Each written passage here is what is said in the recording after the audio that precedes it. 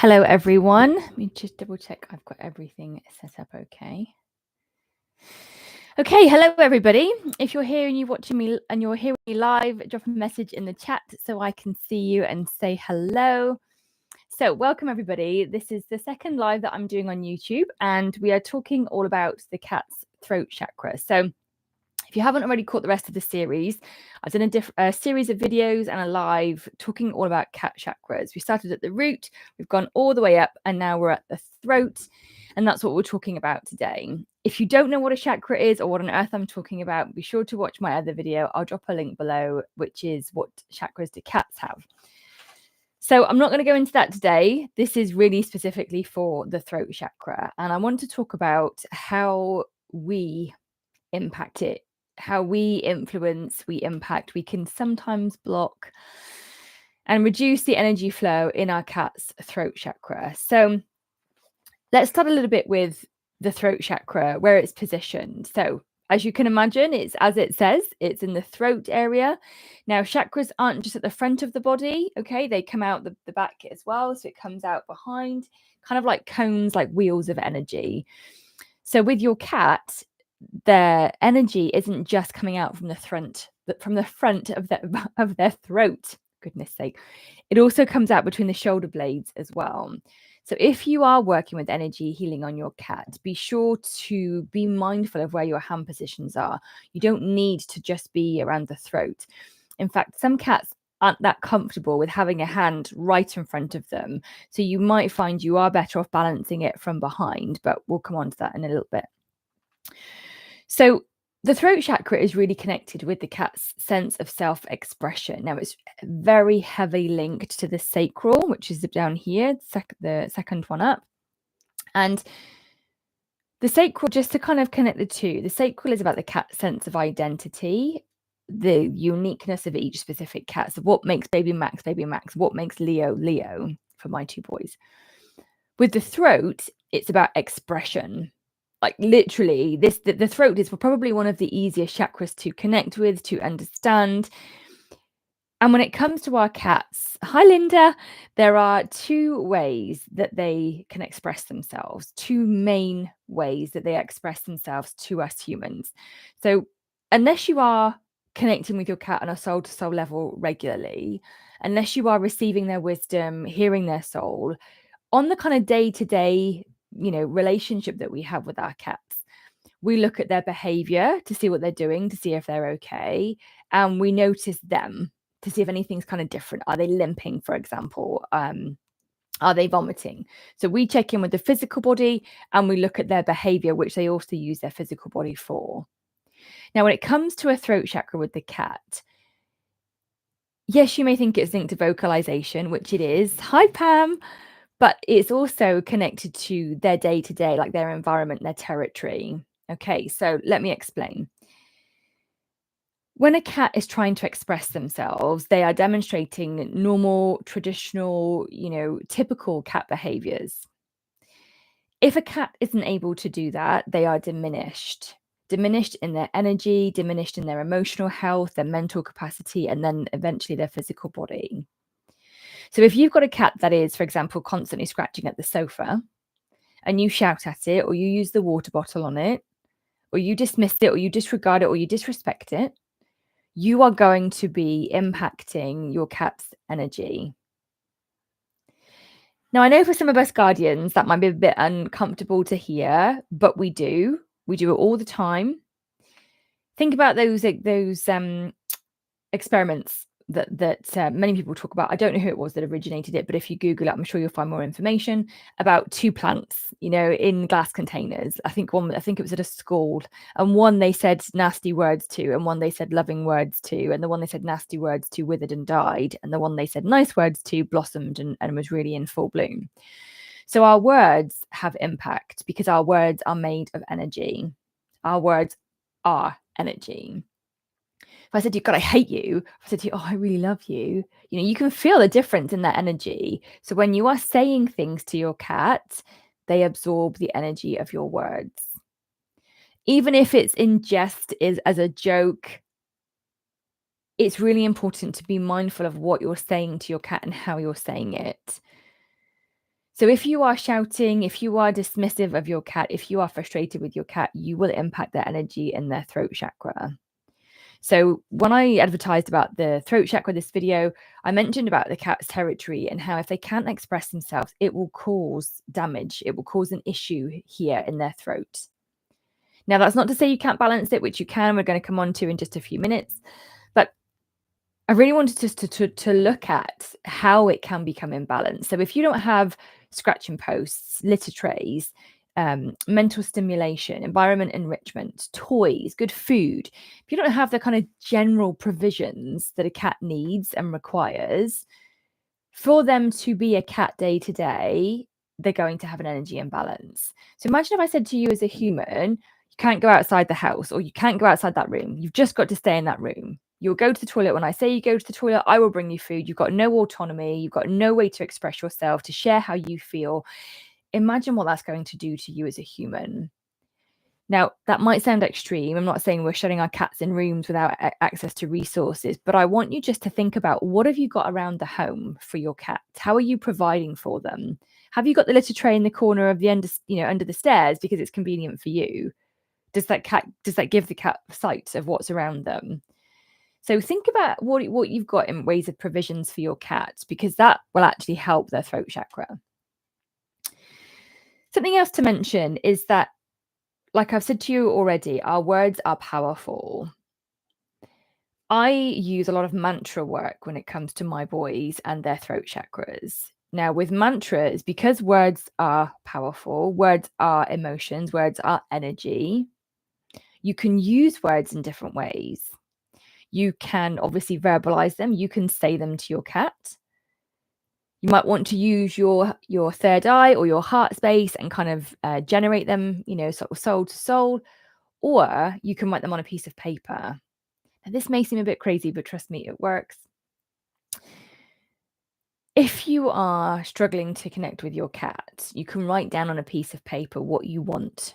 You can write down on a piece of paper words of love. You can write down on a piece of paper a mantra. We all know what mantras are, I'm sure. If you're in my community, I've no doubt you know what mantras are, positive affirmations, etc. And you can use them with your cat. You can offer them to your cat. Because again, there is power in the spoken word, the written word, in words. So when it comes to your cat, you could put a piece of paper under the plate of food saying, I trust that you will eat all you need to thrive. Do you see the energy you're putting under that plate of food? Rather than always worry that your cat doesn't eat, you're already putting the intention, the energy, the love around their food to help nourish their body. So try it. Try it with whatever it is that you're facing with your cat, whether they're anxious, whether they're over grooming. Write some kind words. Write what you want them to feel, how you want to express love to them. I love that you've got I love that you've got a belly full of fur. Pop it on the floor.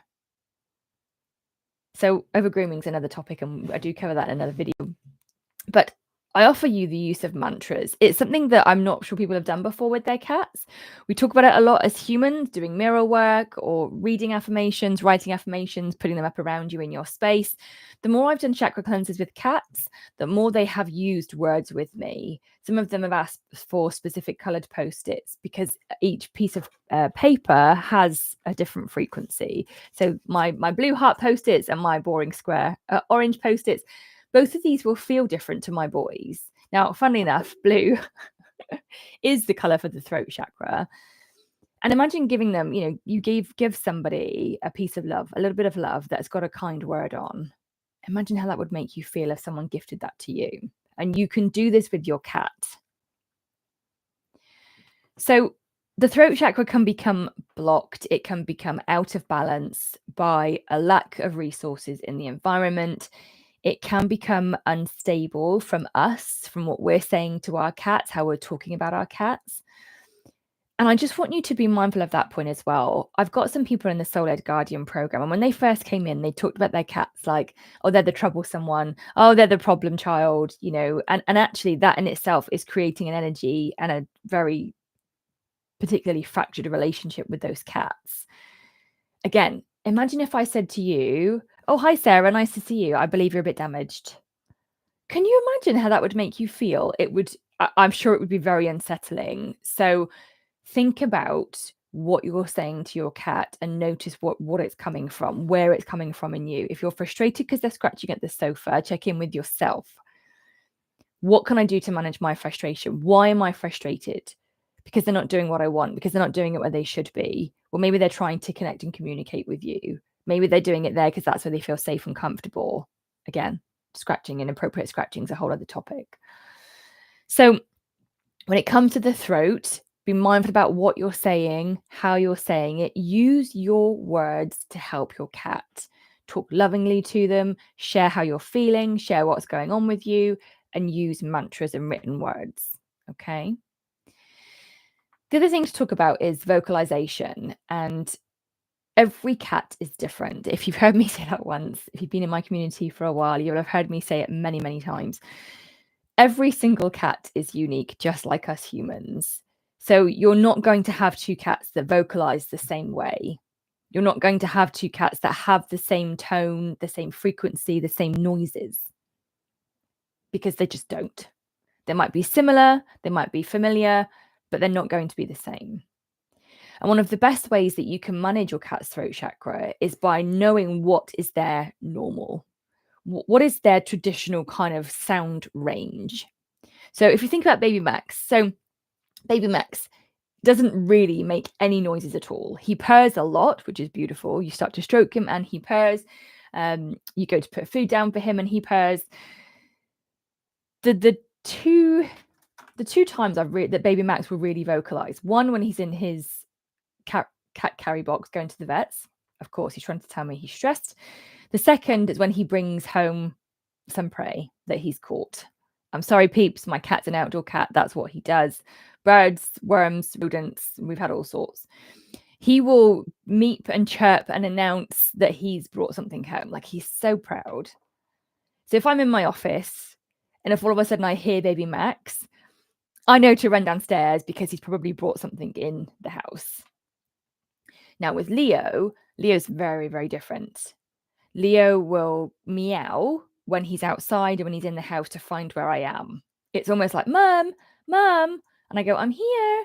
And then he goes, brr, and he comes to wherever I am. He also vocalizes when he's using the litter tray, which he doesn't actually have a litter tray. He goes outside, but he will vocalize when he is basically toileting. So I know that if I'm sat at home and all of a sudden Leo starts to yowl or cry, something's not right. I know if baby Max is very vocal day in, day out, something's not right. I also know if Leo's quite quiet and doesn't ask me where I am, doesn't announce when he's coming home or going to the toilet, something's wrong. So knowing your cat and their vocalization pattern is one of the best ways that you can monitor the health of their throat chakra, okay? So we've talked about mantras, and I wanted to share with you one other way to balance your cat's throat chakra, which all the other ways that I've talked about for all the other chakras are still valid, and everything is in the book, which I'll come on to in just a minute. But particularly for the throat, one of the best ways that you can support your cat's throat chakra is with gentle energy movement. So I do talk in my cat chakra book about preparing yourself for an energy session, working with energy, doing healing on your cat to balance, clear, and cleanse their chakras. But particularly for the throat, like I've mentioned to you, not every cat will be comfortable having a hand at the front of their face. So what you can do is, whether they're a lap cat or not, it doesn't matter, so if we pretend that my microphone is the cat, this is the front. Not every cat's going to want your hand in front of them, okay? So what you can do is around the shoulder blades is to use your first and your second finger and just gently go down from the kind of tip of their neck down through their shoulder blades. There is more energy work you can do, which moves things down more of the meridians. But again, that's a bit of a longer conversation. But what you can do when you're trying to just shift and support and balance their energy is just gentle strokes. With the intention, and again, using those words either quietly in your head or out loud, I balance your energy. I clear and cleanse your throat chakra. I support you with this energy work. It is safe to heal. Any of those mantras are brilliant. So having the intention of moving your cat's energy will give you the tools to do so. So This is one of my favorite chakras, and I could talk about it all day long. However, I'm aware that everybody's got other things to do. So what I would say is everything that I've covered today and more is in my book, Cat Chakras, a complete guide to clearing, cleansing, and balancing your cat's core energy centers. You can get a signed copy from my website, naturallycats.co.uk. I've also popped a link below this video where you can get the first chapter for free. Energy work with your cats, chakra balancing, is one of the easiest ways to support their health and well-being. So whether that's their physical health, their mental health, or their emotional health, all of that leads to their spiritual health. You don't need to be practicing energy work. You don't need to be trained in anything. You can do it all. Information in this book. I share with you how to prepare yourself, how to prepare your environment, how to even sense and feel energy. If you're completely new to it, everything has got you covered in the book.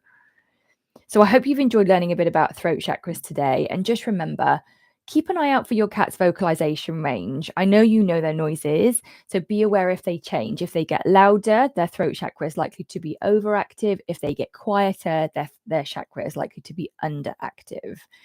If their communication stops, there's a blockage and you need to do some work with it. Remember, you can use mantras, you can use the power of the written word, you can use your words, you can vocalize your love, your intention, your energetic support to your cat, and you can do work with their energy as you literally move the energy down through their body.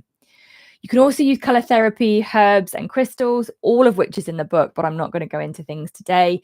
So I hope that you've enjoyed it. Feel free to drop a comment below and let me know which part resonated for you and which way you're going to work with your cat and their energy centers. And don't forget, if you haven't already got a copy, you can get the book from my website and sign up below so you can get the first chapter for free.